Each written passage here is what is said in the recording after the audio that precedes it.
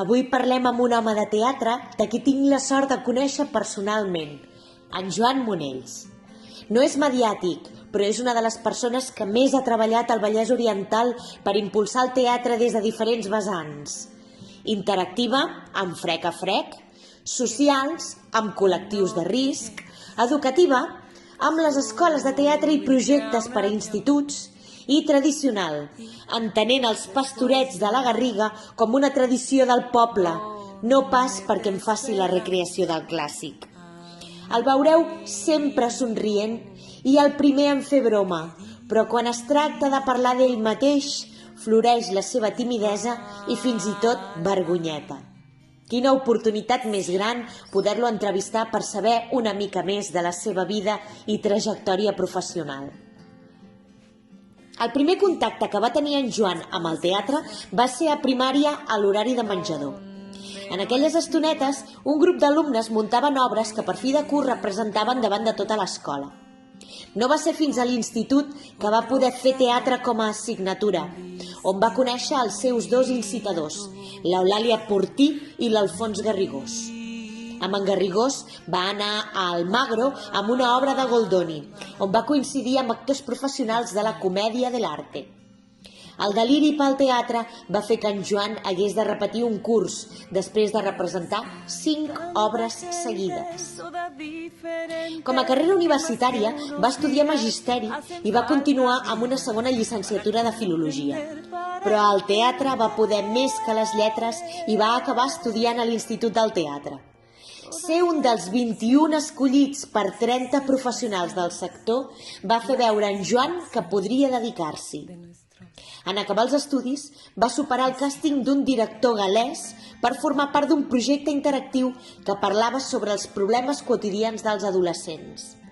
Va ser molt innovador a Catalunya. Fins al moment només la cubana gosava en apropar-se tant al públic i sempre en clau d'humor, no d'una manera tan profunda. Tot i que en paral·lel va treballar en altres obres, al TNC, al Mercat de les Flors o a l'Art en Brut, aquest projecte el va marcar fins a decidir el seu camí. Va durar un mes, inicialment sense gaires pretensions, però s'ha convertit en l'eix vertebrador dels seus 25 anys de professió amb la formació de la companyia Frec a Frec. Fugint de la fama i la popularitat, en Joan va començar a donar classes a escoles de renom com Nancy Tuñón o Memory. Amb la Nyoca, de l'Ametlla, va començar fent un curs de veu i avui ja fa 22 anys que dirigeix aquesta formació amateur que lamentablement ha hagut d'aturar els assajos del Fantasma de Canterville a causa de la pandèmia. També en aquell temps va iniciar classes amb l'Ajuntament de la Garriga, les quals van donar lloc a l'Escola de Teatre i a la companyia Nats Teatre, de la qual parla amb orgull, ja que ha vist néixer a varis professionals del sector. Preneu nota, el proper 5 de juny podrem gaudir de la mà de Nats Teatre d'un Lorca a diferents espais emblemàtics de la Garriga. Són moltes les iniciatives a les que participa, però la pedra angular en la trajectòria d'en Joan Monells és Frec a Frec.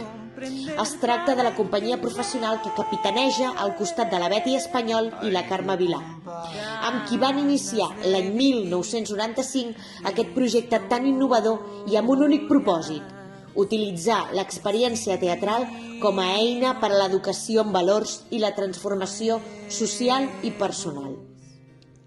Frec a Frec puja a escena muntatges interactius que fan aixecar el públic de la butaca per parlar amb l'actor com si d'una persona més es tractés, establint un diàleg a cada espectacle sobre temes que suposen esquerdes socials. Un diàleg que a cada funció és diferent i que, en paraules del mateix Monells, fa sentir a l'espectador haver gaudit d'un espectacle més únic encara que el teatre convencional. El proper 13 de desembre estrenen Innocent, una obra que pregunta directament a l'espectador el poder que exerceix sobre el canvi climàtic. A més, Frec a Frec porta, entre d'altres, les escoles de teatre de les Franqueses, l'Ametlla i la Garriga i treballa amb diferents grups de risc a Mollet, els Dofins o de gent gran. Bona nit, Joan. Frec a frec, el grup de Teatre Lloca, el Teatre de la Gent Gran, el Far, els Dofins, l'Escola de Teatre de la Garriga... Primer de tot, Joan, parla'ns del teu dia a dia dins aquesta nova normalitat. Quins grups estàs dirigint ara a l'actualitat i com t'has vist afectat per tota aquesta situació? Bé, hi ha unes parts que m'he sentit ben afectat, sobretot amb el que és amb la meva companyia, que és la meva ànima, com sempre dic, que és Frec a Frec, que amb ells, per sort, tenim molta feina, la veritat, perquè treballem també a centres educatius i el nostre tipus de teatre no és per molt públic, o sigui, és com a molt 80 persones. I després acostumem a treballar per petit format i amb poca gent, perquè és un tipus de teatre interactiu que el públic participa i quants menys espectadors millor, o sigui, és el contrari de tot el teatre.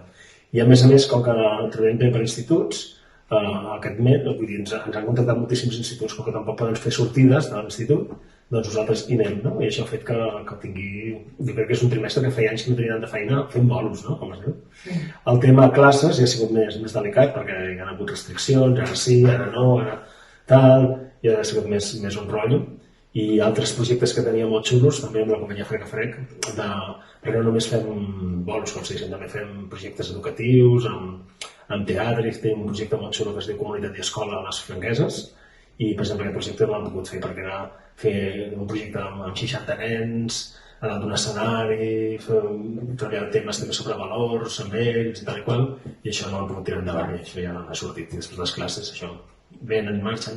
Els grups de rics, com el col·lectiu amb gent amb malalties mentals, s'ha pogut tirar endavant, no he parat de fer classes mai perquè ho consideren educació i consideren com fonamental que facin teatre, com a bé educatiu per ells i que realment els obre i els ajuda a fer el dia a dia i per tant amb aquesta gent hem pogut continuar fent teatre, però amb els altres col·lectius ha sigut molt difícil. Ara, per exemple, sempre els nens i joves millor que els adults, per exemple, costa més als adults, ara grups de 6 persones, o sigui, hi ha grupets que són 8 i què fas amb els altres 2, és un rotllo patatero, però bé.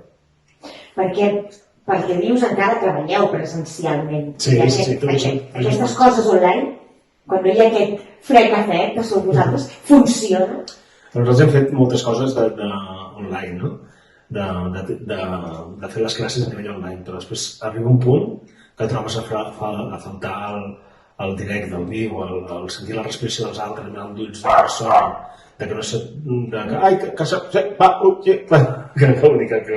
talla la comunicació. I clar, arriba un moment que dius no, online ja no pot ser, però ja s'ha acabat fins aquí, no? Ho vam començar a fer, però hem vist tampoc no per la línia pedagògica o pels valors que també com a companyia Frec a Frec i escoles de teatre Frec a Frec tenim, que és molt treballar en equip, escoltar la gent, treballar des de prop. Penses que això fa com un distanciament més gran, no anirem a parar. Com a plan anecdòtic per trobar-te i dir, trobem-nos, fem un exercici, però fer teatre, fer cinema o fer interpretació és molt difícil, perquè inclús si la gent tingués un bon equip de cine per poder fer com una pel·lícula, igual podem fer cosetes així, però clar, la gent tampoc és especialista en aquest tema, no? I és una mica difícil, sí. I el número d'alumnes, compteu amb els mateixos? És de què parles, d'escoles de teatre? Sí, en general no hi ha com a alumnes i com a participants. Hi ha hagut una davallada degut a la situació? No, al contrari, o sigui, com que encara no estàvem confinats al finals al setembre, al contrari, hem tingut més inscrits a fer teatre, precisament perquè després de les restriccions d'estar tots tancats a casa hi ha hagut com unes ganes enormes d'expressar i per tant de clients que en tenim molts, realment, sí. Més que l'any passat i que fa 2 anys i tot això, sí. Perquè, doncs, d'alguna manera, en aquests moments tan crítics, el teatre és un bon revulsiu, penso jo. L'efecte terapèutic de les arts escèniques en general ens pot ajudar a combatre aquest desànim i aquest desesper col·lectiu. I tant, perquè al món de la interpretació del teatre treballem amb emocions, tot és fer emocionar des de la idea que penses d'una història per explicar, de la qual tu que ser actor, viure un tipus de situacions o poder-te deslliurar i... Clar, per la gent que no és de teatre, terapèutic ho és, però és que som teatre ja ho és, perquè tots som mig bojos, però per la gent del dia a dia, el fet de fer teatre, per exemple, i que no ets professional, és d'una alliberació supergran, no? I alliberació en el sentit que pots expressar, pots pots sentir, pots tot, no? Et comuniques, estàs amb gent... És clar, els humans són més socials, no? I s'instauen en això, i el teatre és treballar en equip a part tot, no? Per tant, fora bo impulsar més el teatre que no acotar-lo tant, no?, per la pandèmia? Home, jo penso que sí, hi ha coses que jo no entenc, no?, d'aquestes restriccions, no?, que pugui... O sigui, que per practicar teatre haguem de ser 6 persones, per exemple, no podem ser més de 6 persones. Sempre parlo a nivell escolar o a nivell amateur, la gent que no s'hi dedica professionalment, a nivell d'ensenyaments d'estudis de teatre, en parlo. Si ets una companyia professional, com un altre pot anar a fer la seva feina, tu també pots anar a fer la seva feina i fer teatre. Mascareta, tot el que vulguis, però no pots fer teatre. A més, si ho fas com a formació, hi ha unes restriccions, després sí que és una cagadeta, no? Perquè qui es vol formar tampoc es pot formar amb tota la seva integritat perquè ho ha de fer mascareta, per exemple, o no pot fer-ho perquè els han tancat les escoles de teatre, no? També amb aquest tema, em fujo una mica de la pregunta, ha anat molt bé com a revulsiu perquè d'una vegada per totes les escoles de teatre siguin considerades, perquè fins ara potser les escoles de música, de dansa inclús, es consideren a molts llocs estudis reglats, cosa que el teatre no. O sigui, les escoles de teatre són com un zero a l'esquerra, no són ningú. O sigui, escoles, teatres de nom, de Catalunya, no només les escoles que agafem, perquè som d'una federació d'escoles de teatre, i clar, a l'hora de ser alguna cosa, qui sou vosaltres, no? I és allò que ha arribat el moment i s'està fent esforços perquè el teatre siguin estudis reglats i siguin considerats tan vàlids com els de música, com els de dansa, com tot això, no? Perquè encara, al segle XXI, encara no estan reglats, la majoria.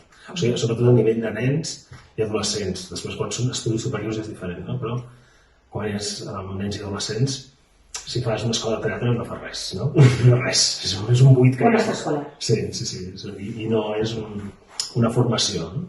És curiós, no? Però tu m'has preguntat una altra cosa, em sembla, no? No, ja parlàvem d'això, el fet d'acotar tant el teatre per la pandèmia, que seria, doncs, millor treballar-ho per als aspectes més socials, més de la persona. El que passa que jo també penso en l'altra part, no? En la part de la malaltia, no? No, de la part artística del teatre, no? Que veure el teatre en si, que t'explica una història en directe, per molt que hi hagi cinema, per molt que hi hagi televisió, no és el mateix, també, això és un altre tema, no? I la prova és que molta gent diu que et troben a faltar el directe del teatre, no? Explica una història en directe i que et deixin embadalits, estàs allà en directe escoltant una cosa així que t'ho treguin, també és com fa molta ràbia, no? Sí. Però bé, ja, veure si de mica en mica. Els amants del teatre ens fa molta ràbia. Sí, de mica en mica aviam si ho aconseguim sortir d'aquí.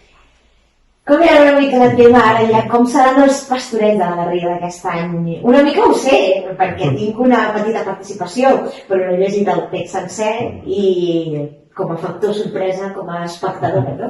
Et diré fins on es pot llegir. Això també ho he dit, no es facis spoiler tampoc.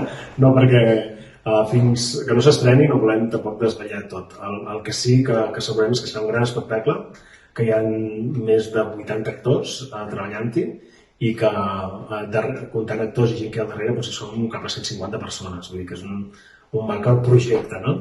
Com cada any, és que dir la paraula pastorets molt cop et sona, jo soc el primer, perquè quan em vaig dir cafè teatre, si la teva base teatral eren els pastorats ja és com una mica perill, no? Què passarà aquí, no?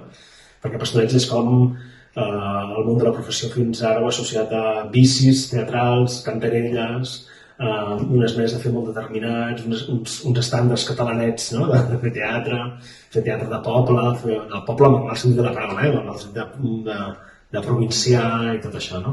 I a la Garriga el que proposem són uns pastorets des de ja fa anys trencadors.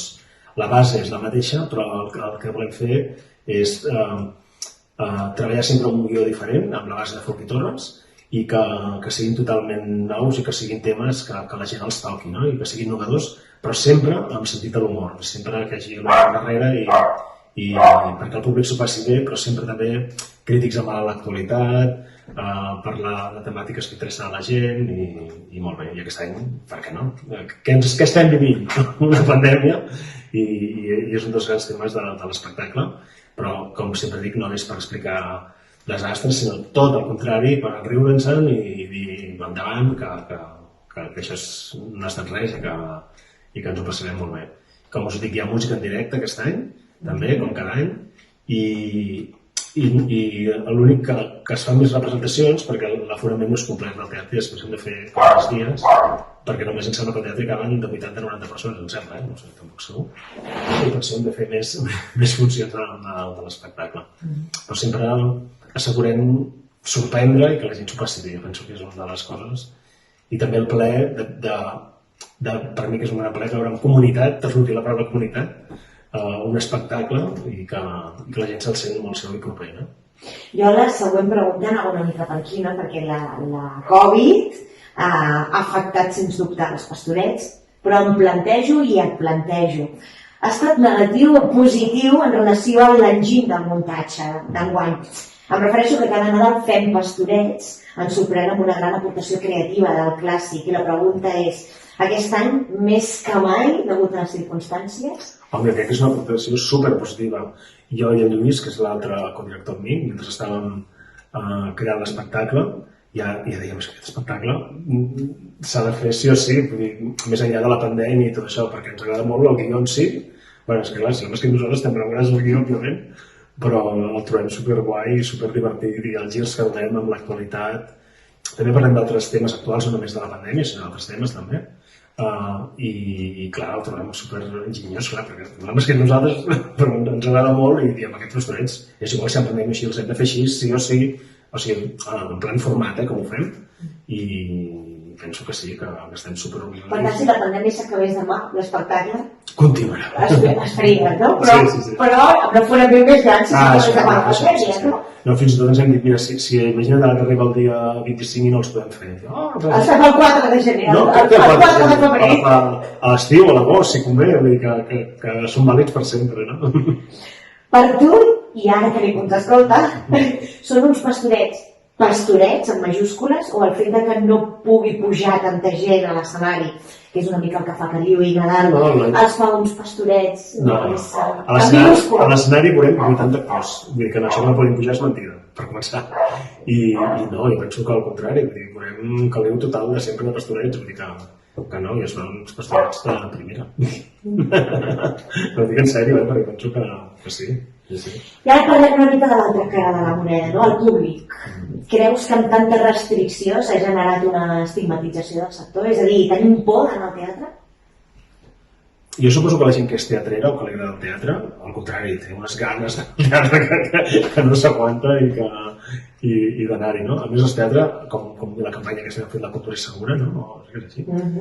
Doncs penso que és veritat, no? Mira la febre, et donen un líquid hidroalcohòlic, et seuen a distància només amb el teu nucli, amb la teva bombolla familiar o d'amics o el que tu vulguis, no?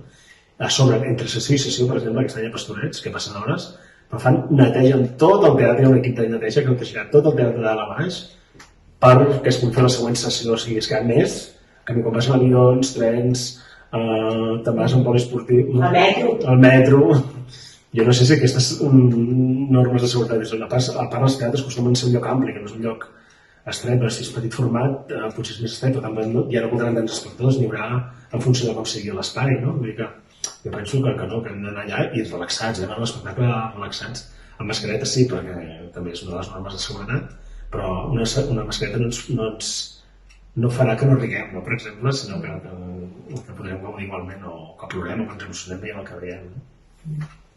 I siguem visionaris, una mica visionaris com a última pregunta. Què serà de la cultura després de la pandèmia? Continuarem consumint en viu? S'establiran noves fórmules a casa? O hi haurà un sistema híbrid, com per exemple ara amb l'ensenyament als instituts, que hi ha una barreja de... Jo també en teatre hi és, perquè hi ha molts teatres que estan apostant per fer teatre online, o sigui que tu pagues uns diners i fins i tot s'està plantejant els pastorets de qui no pugui, com que hi haurà tan poc aforament, doncs qui vulgui veure des de casa, que també pagant uns pocs diners puguis veure els pastorets des de casa. Però això hi ha molts espectacles, molts festivals i tot això, però clar, jo penso que no és el mateix, continuem a la mateixa.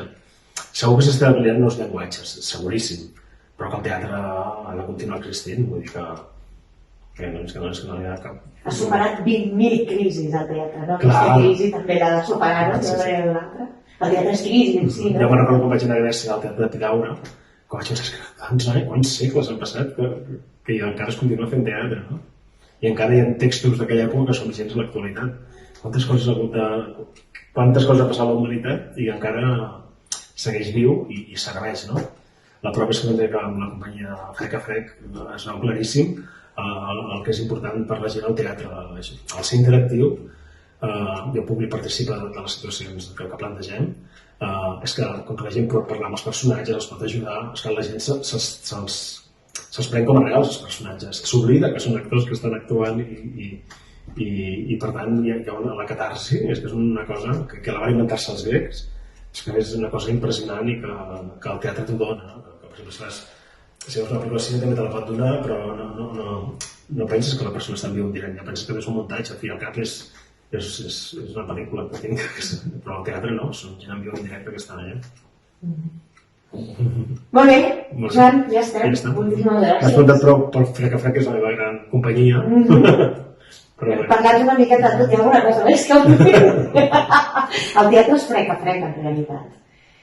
Una mica pel que dius, aquest viu és el Frec a Frec. Quan el perdem molta essència de teatre, tot i que es pugui fer classe online o es pugui veure un espectacle en streaming o per molt que sigui en directe, que l'estàs consumint des de casa.